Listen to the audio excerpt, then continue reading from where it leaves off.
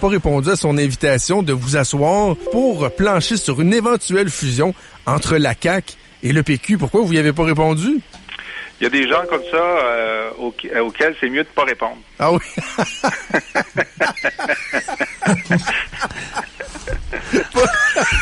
J'en reçois 2 ou 3 par jour comme ça. Alors, je veux pas qu'ils le prennent personnel. Si François Legault veut y aller, qu'il commence sans moi. Martineau. Trudeau. Avec Richard Martineau et Jonathan Trudeau. Radio X. Alors, Maître Guy Bertrand avait lancé l'idée, peut-être, un rapprochement, une fusion, qui sait, entre la CAQ et le PQ. Donc, Jonathan, t'avais posé la question à Jean-François Lisée en début de semaine. Parce qu'il y avait un article en fin de semaine où Maître Bertrand se disait un peu heurté du fait que ni François Legault ni Jean-François Lisée avaient répondu à cette invitation-là. Et les deux, on a été comme surpris de la raideur de la réponse de Jean-François Lisée. Ben écoute, il est parti à rire en disant ça vaut même pas la peine. Oui.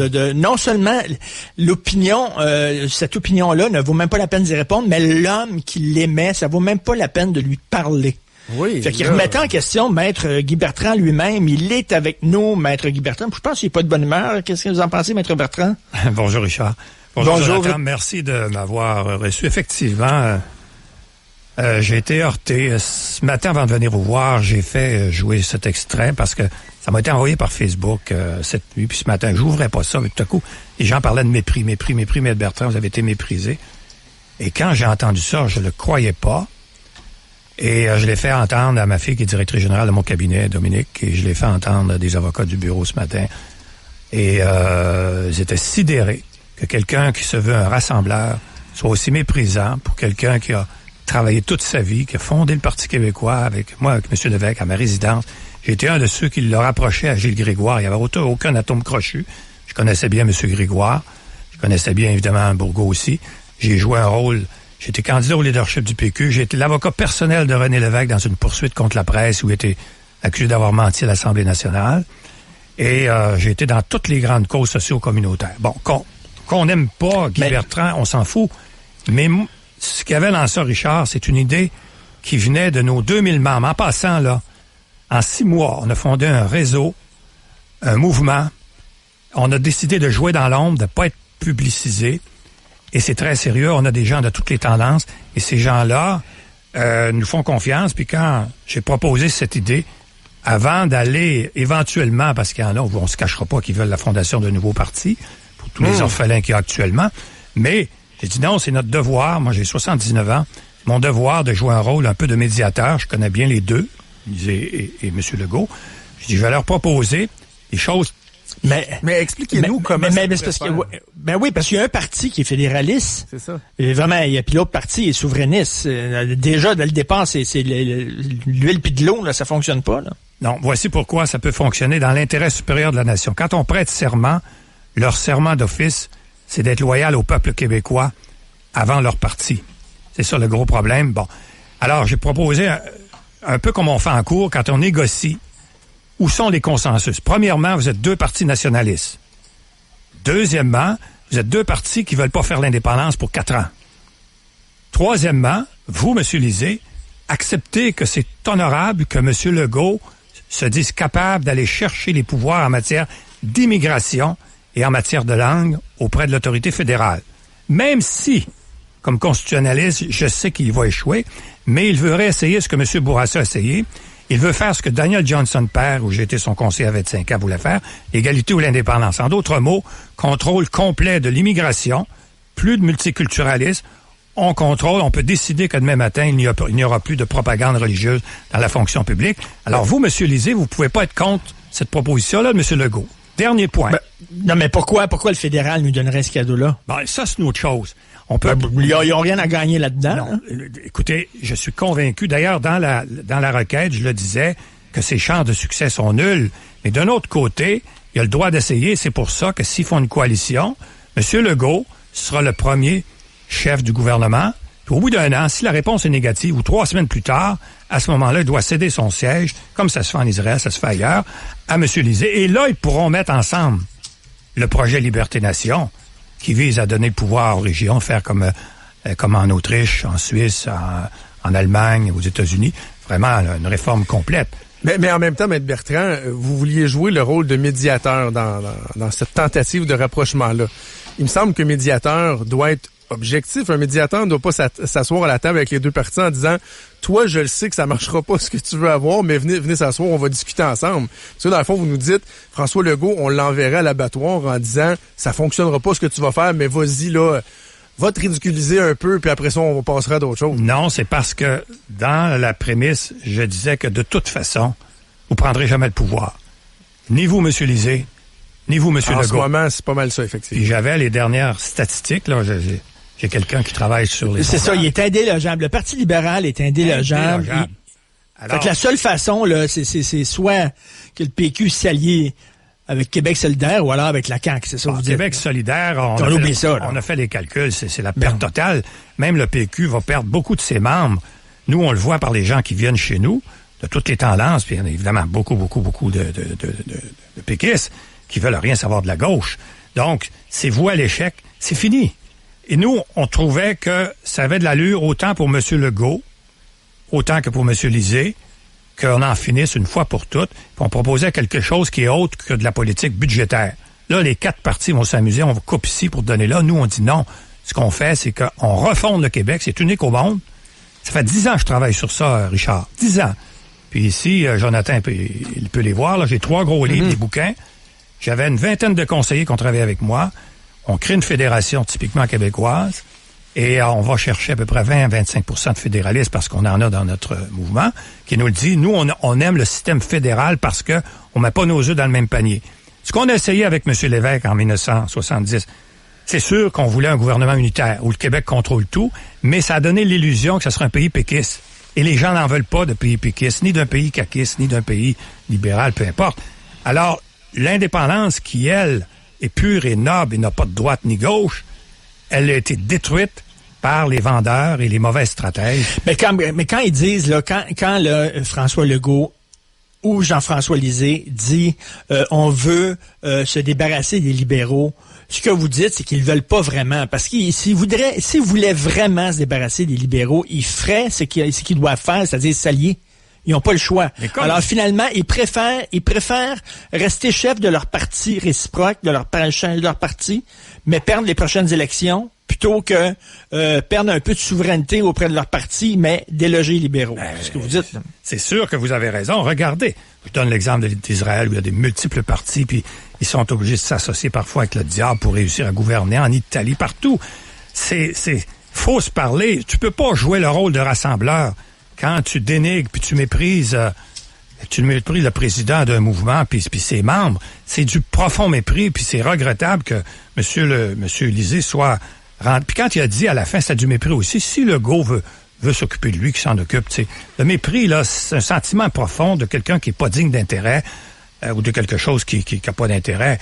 Alors les gens vont connaître cet homme-là. Malheureusement, je l'ai dit à Jonathan tantôt.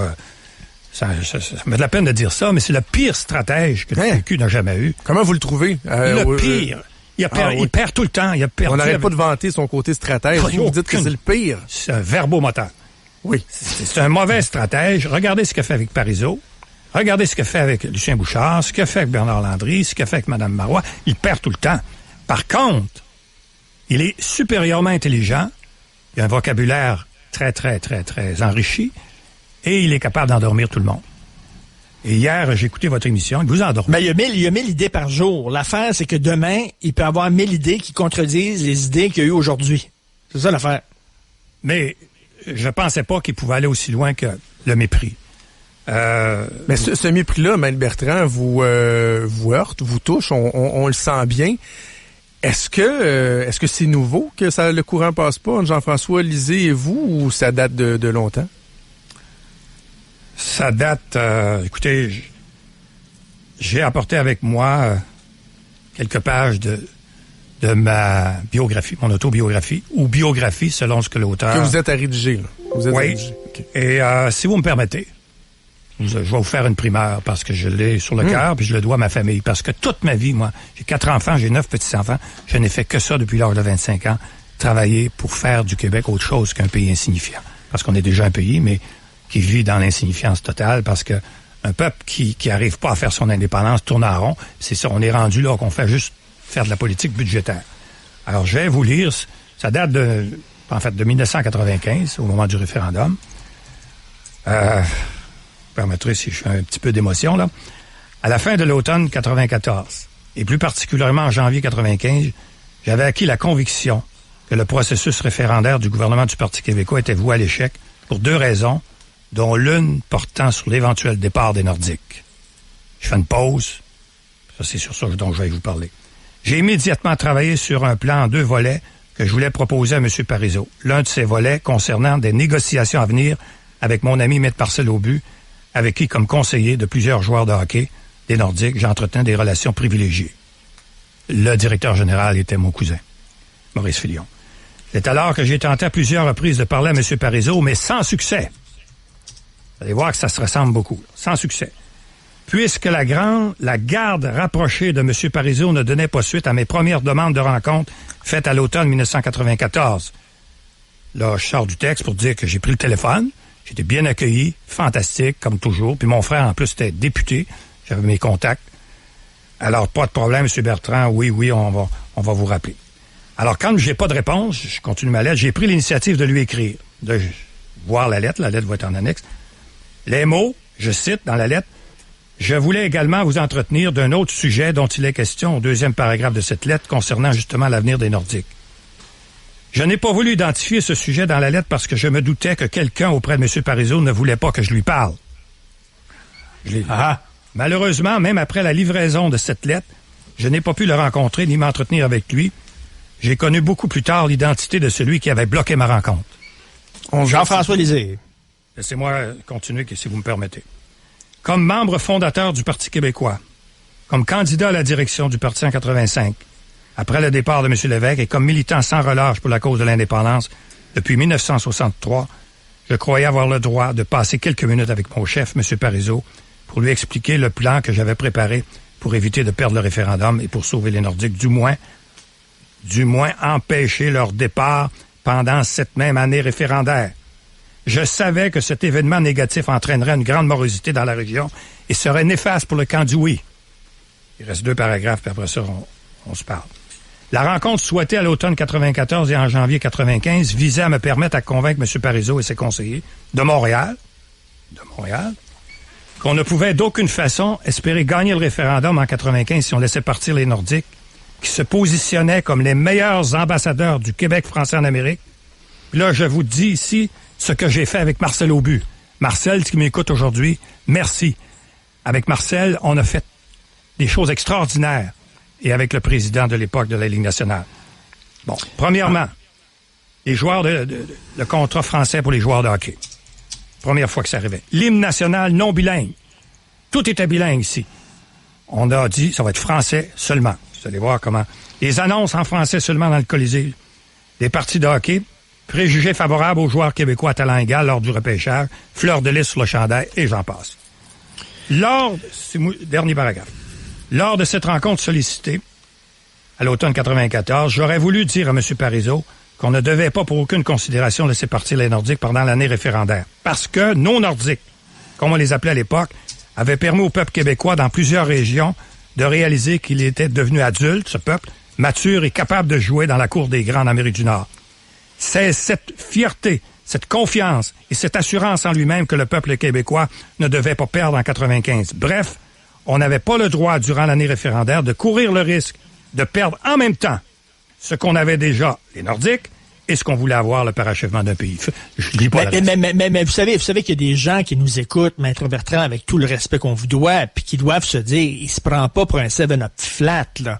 Parce qu'il est en train de nous dire que si on l'avait écouté, on aurait gagné le référendum, puis on aurait gardé les Nordiques. Oui, oui, Richard. Bon, je sais maintenant que c'est Lisée qui m'a bloqué.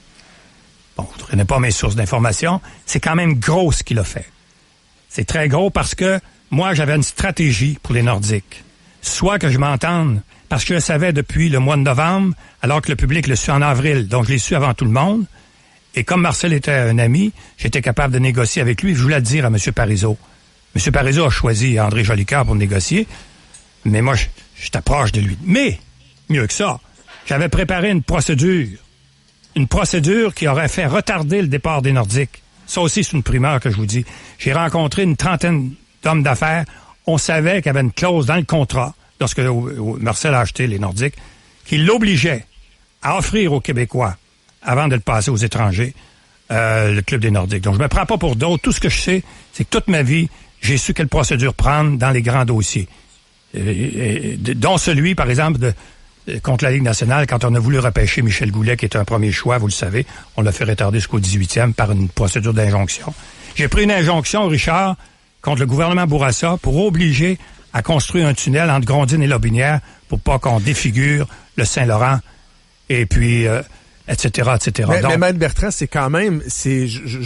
on se comprend bien parce que c'est quand même lourd de sens. C'est des accusations qui sont quand même graves. Vous dites que Jean-François Lisée vous a sciemment bloqué, vous a empêché de vous entretenir avec le premier ministre de l'époque, avec Jacques Parizeau, alors que vous vouliez présenter votre plan qui, selon vous, aurait pu sauver la mise lors du référendum de 95. C'est sûr. Des accusations qui sont quand même graves. Dès qu'on a annoncé le départ des Nordiques, que ce soit mes comptables, les professionnels autour de moi, tout le monde savait que j'étais un agent des joueurs de hockey. Je dis, Monsieur Bertrand, vous êtes indépendantiste, pensez-vous être capable de diriger un pays? Vous êtes même pas capable de garder une équipe de hockey.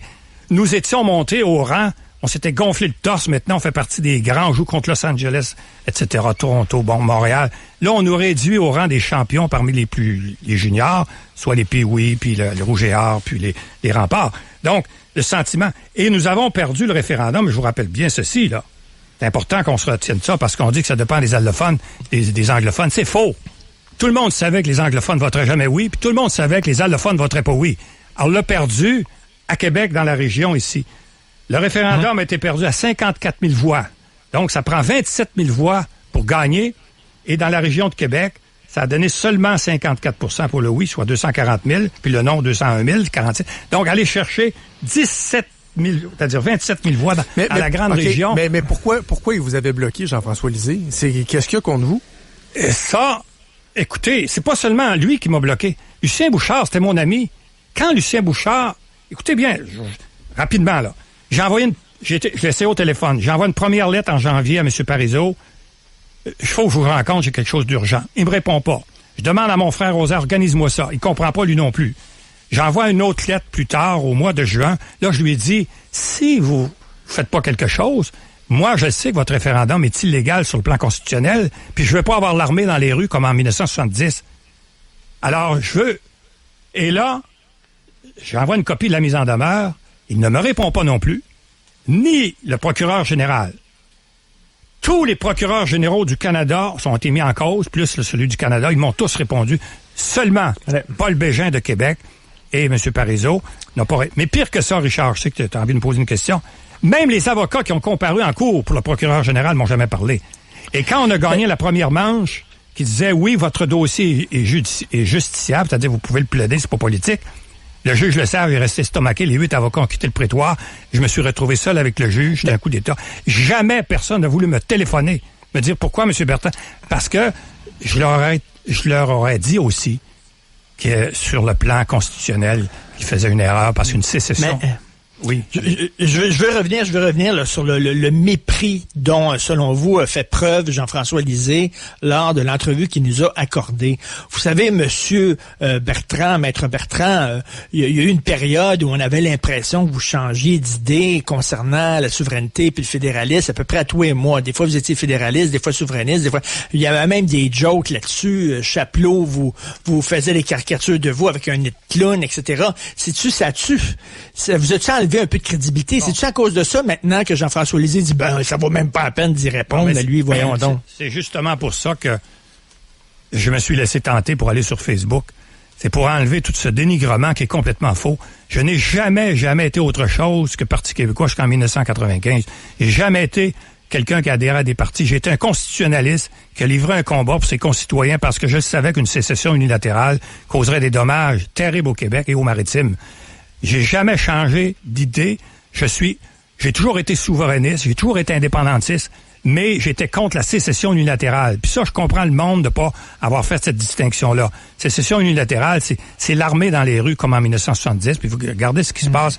En fait, sécession unilatérale, c'est que le Canada est indivisible, comme la France, comme l'Espagne. Puis moi, je voulais faire trancher ça. Je voulais savoir si Parizeau avait raison ou si c'est moi qui avais raison, comme de quoi c'est divisible. La Cour a dit oui, c'est divisible. Par contre, M. René Lévesque était contre la sécession unilatérale, puis Parizeau était pour.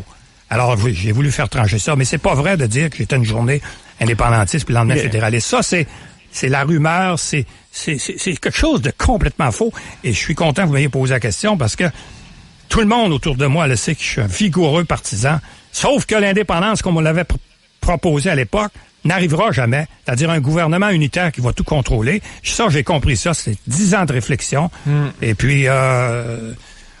Est-ce que le Parti québécois va survivre à Jean-François Lisée, selon vous? Parti comme il est là? Ben, Monsieur Lisée, ma seule consolation, je ne suis pas le premier pour lequel il y a du mépris. Je me rappelle, c'est effrayant ce qu'il a dit de Robert Bourassa. Il l'a traité de tricheur. Réalisez-vous qu'il y a une famille... Naufrageur, menteur. Il n'y a rien qu'il n'a pas dit. Regardez ce qu'il a dit de Péladeau. Il a dit, vous allez connaître, un peu de mépris à tout le monde, vous allez connaître votre année Péladeau. Le moment Péladeau. Le moment Péladeau. Bon. Alors, c'est ma seule consolation. Sauf que c'est triste pour ceux qui ont foi en lui puis qui croyaient qu'un jour... L'indépendance, vous savez, quand tu reportes parce que tu as peur d'un référendum, tu dis, élisez-moi, puis je vais le faire en 2022. Si ça fait peur en 2018, ils vont avoir encore plus peur en 2022. C'est pas logique. Mais il va avoir des suites. Écoutez, Jean-François Lisée, peut-être vous a pas entendu, il trouve ça ridicule, mais il y a des gens qui vous écoutent actuellement. Puis votre idée de faire deux pierres, comment on dit ça? Là, une pierre deux coups, là, c'est-à-dire on gagne le référendum et on sauve les Nordiques en même temps. C'est pas tombé, je pense, dans l'oreille d'un sourd. Il va certainement avoir des suites à ça. Merci, Maître Bertrand. On vous sentait émotif. Oui, j'étais émotif parce que j'ai oublié de vous dire que c'est pas la première fois que j'envoie une lettre à monsieur Lisée. En 2014, quand on a lancé le documentaire. Une belle lettre. J'ai du non-dit dans mon documentaire parce que je veux pas faire mal au PQ. Je vais vous l'expliquer pourquoi en 2030, la République, parce que vous allez perdre le pouvoir en 2018, puis c'est M. Legault qui sera élu en 2022, et ainsi de suite. En 2015, je lance le livre en 2030, la République. Je lui écris de nouveau. J'aimerais ça vous voir. Je l'ai écrit cette fois-là à tous les députés du Parti québécois. Écoutez-moi bien, là, les gens. Tous les députés. Il n'y en a aucun qui m'a répondu. Une très, très belle lettre. Aucun qui a eu le courage de prendre le téléphone et de dire, M. Bertrand, dites-le pas d'accord avec vous, mais bon, on a eu un mot d'ordre, faut pas vous parler. Parce que vous êtes, à nos yeux, une persona non grata. En 2016, lors de la course au leadership, j'ai écrit à tous les candidats au leadership. J'ai dit, j'ai quelque chose à vous proposer de révolutionnaire dans son contenu, mais d'unique dans sa présentation, puis c'est la seule chance de voir le parachèvement du pays québécois. Aucun ne m'a répondu, sauf Véronique Yvon après 4 lettres. Mais là, je lui ai écrit comme consoeur, puis nous, dans notre code de déontologie, on est obligé de répondre aux avocats qui nous écrivent. Merci beaucoup, Maître Bertrand. Merci d'avoir mis les points sur les i et les barres sur les t. Merci, bonne chance. Richard. À bientôt. Merci, on s'en va tout de suite à la pause. Écoutez Martineau Trudeau à Choix à Radio X au 98.1.